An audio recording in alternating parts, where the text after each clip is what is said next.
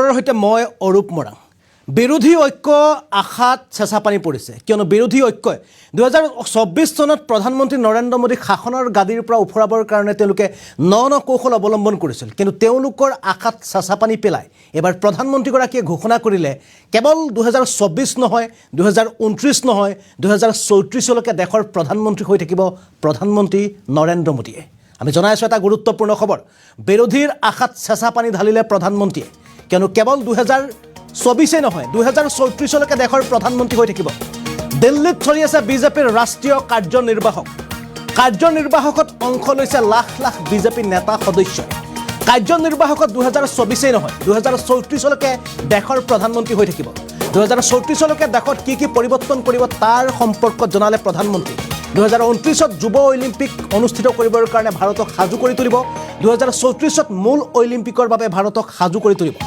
2030 চনলৈকে ভাৰতত ৰেলৱে বিভাগক সম্পূৰ্ণ কাৰ্বন মুক্ত কৰিব প্ৰধানমন্ত্ৰী। আৰু কাৰ্যনিৰ্বাহকত অংশ লৈ প্ৰধানমন্ত্ৰীগৰাকীয়ে এবাৰ ঘোষণা কৰিলে যে 2024 নহয়, 2029 নহয়, 2034লৈকে দেশৰ প্ৰধানমন্ত্ৰী হৈ থাকিব কেৱল নৰেন্দ্ৰ মোদী।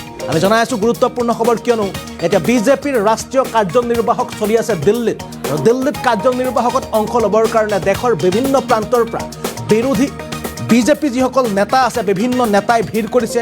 আৰু নেতাৰ মাজতে আজিৰ প্ৰধানমন্ত্ৰীয়ে কিছু সময় পূৰ্বে তেওঁ ভাষণ ৰাখিছিল, আৰু ভাষণ প্ৰসংগত তেওঁ উল্লেখ কৰিছে যে 2024 নহয়, 2029 নহয়, 2034লৈকে দেশৰ প্ৰধানমন্ত্ৰী হৈ থাকিব মোদী।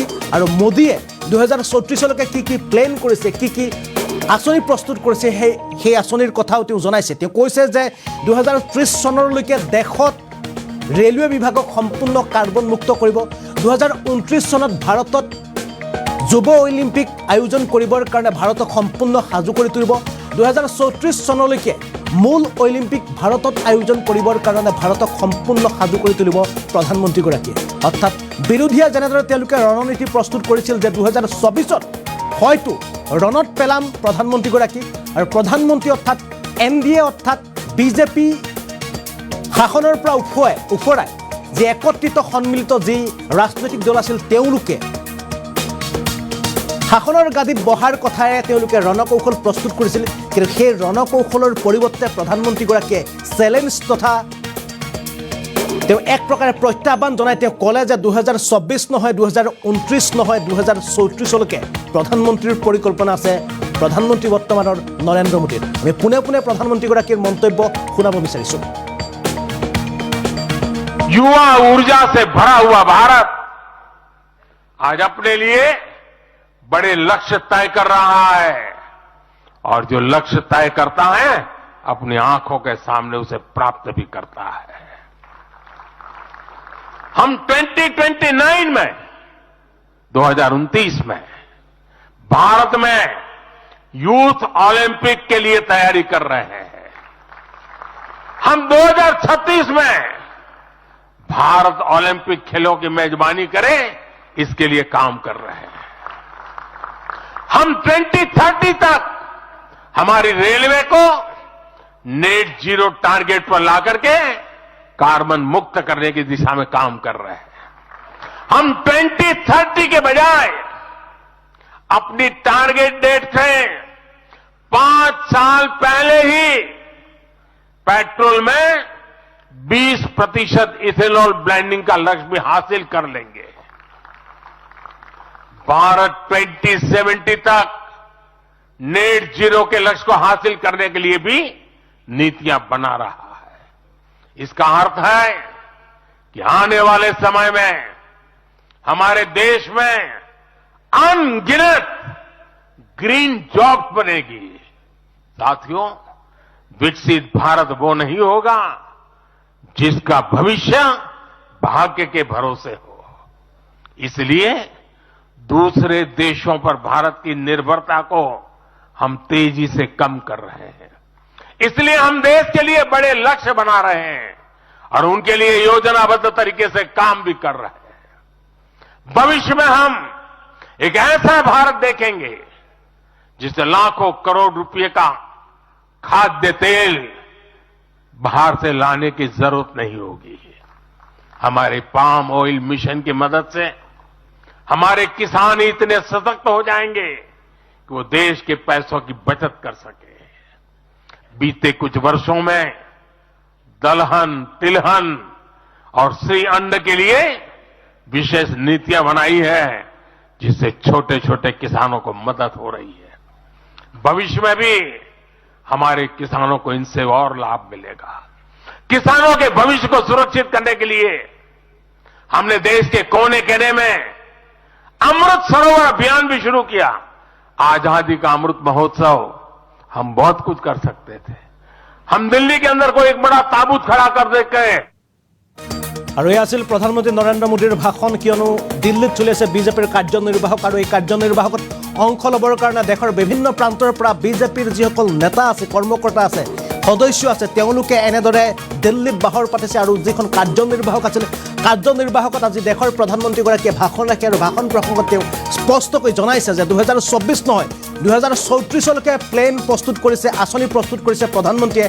2034লৈকে দেশক তেওঁ কোনটো পৰ্যায়লৈ লৈ যাব, দেশৰ সম্পৰ্কত তেওঁ কি কি চিন্তা চৰ্চা কৰিছে, সমগ্ৰ বিষয়ে তেওঁ আজি বিৱৰণী আগবঢ়াইছে আজি ৰাষ্ট্ৰীয় কাৰ্যনিৰ্বাহকত। অৰ্থাৎ এক প্ৰকাৰে ক'বলৈ গ'লে যে বিৰোধী মিত্ৰজোঁট আছিল, বিৰোধী মিত্ৰজোঁটে ৰণত পেলাবৰ কাৰণে বা মোদীৰ চৰকাৰক ওফৰাবৰ কাৰণে যি ৰণনীতি প্ৰস্তুত কৰিছিল, সেই ৰণনীতিৰ বিপৰীতে প্ৰধানমন্ত্ৰী নৰেন্দ্ৰ মোদী আজিৰ দিনটোত যেন তেওঁলোকক প্ৰত্যাহ্বান জনাইছে যে 2024 নহয়, 2029 নহয়, 2034লৈকে দেশৰ প্ৰধানমন্ত্ৰী হিচাপে থাকিব নৰেন্দ্ৰ মোদী। তেওঁ স্পষ্টকৈ জনাইছে 2029ত তেওঁ যুৱ অলিম্পিক ভাৰতত আয়োজন কৰাৰ কাৰণে ভাৰতক সক্ষম কৰি তুলিব। 2034ত মূল অলিম্পিক আয়োজন কৰিবৰ কাৰণে ভাৰতক সক্ষম কৰি তুলিব।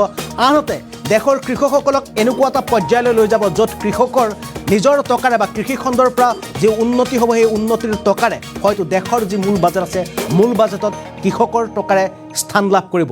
আমি জনাইছোঁ গুৰুত্বপূৰ্ণ খবৰটো। আৰু ইথানলৰ ক্ষেত্ৰতো যে 2030 চনত যি ইথানল ক্ষেত্ৰত যি নীতি লোৱা হৈছিল, সেই ইথানলৰ নীতি তাৰ 5 বছৰৰ পূৰ্বে, অৰ্থাৎ মোদীৰ গেৰাণ্টি দিয়া 5 বছৰৰ পূৰ্বে ইথানলত 20% উন্নয়ন কৰাৰ কথা মোদীয়ে স্পষ্টকৈ দাঙি ধৰিছে।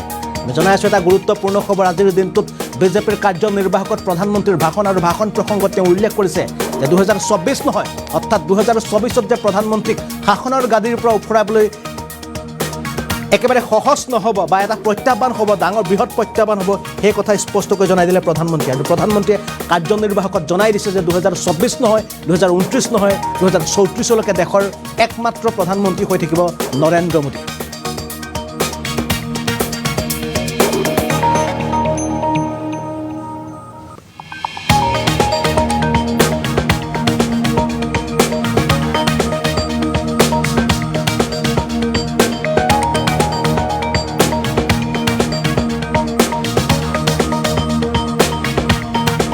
युवा ऊर्जा से भरा हुआ भारत आज अपने लिए बड़े लक्ष्य तय कर रहा है, और जो लक्ष्य तय करता है अपनी आंखों के सामने उसे प्राप्त भी करता है।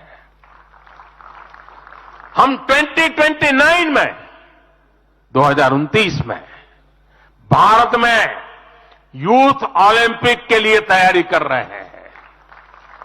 हम 2036 में भारत ओलंपिक खेलों की मेजबानी करे, इसके लिए काम कर रहे हैं।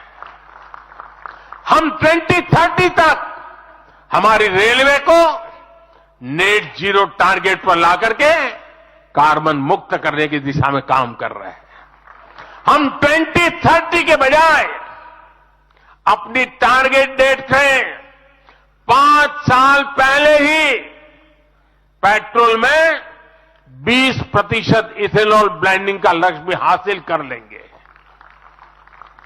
भारत 2070 तक नेट जीरो के लक्ष्य को हासिल करने के लिए भी नीतियां बना रहा है।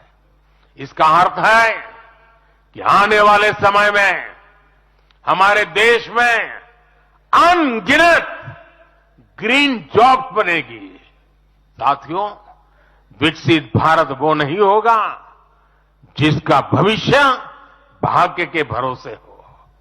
इसलिए दूसरे देशों पर भारत की निर्भरता को हम तेजी से कम कर रहे हैं। इसलिए हम देश के लिए बड़े लक्ष्य बना रहे हैं और उनके लिए योजनाबद्ध तरीके से काम भी कर रहे हैं। भविष्य में हम एक ऐसा भारत देखेंगे जिससे लाखों करोड़ रुपए का खाद्य तेल बाहर से लाने की जरूरत नहीं होगी। हमारे पाम ऑयल मिशन की मदद से हमारे किसान इतने सशक्त हो जाएंगे कि वो देश के पैसों की बचत कर सके। बीते कुछ वर्षों में दलहन, तिलहन और श्री अन्न के लिए विशेष नीतियां बनाई है, जिससे छोटे छोटे किसानों को मदद हो रही है। भविष्य में भी हमारे किसानों को इनसे और लाभ मिलेगा।